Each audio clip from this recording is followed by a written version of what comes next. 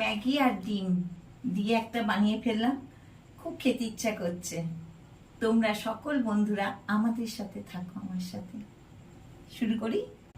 কড়াই একটু সাদা তেল নিয়ে নিলাম ডিম ভাজবার জন্য। ডিমটা একটু ভেজে নিচ্ছি। একটা ডিম দিয়ে দিয়েছি, ডিমটা নিয়ে এবার ভাজছি। একটু ঝুরঝুরি করে নিলাম। ডিমটা ভাজা হয়ে গেছে, ম্যাগিটা দিয়ে দিচ্ছি, শুকনো ম্যাগি। শুকনো ম্যাগির পরে ম্যাগি কিউবসটা দিয়ে দিচ্ছি।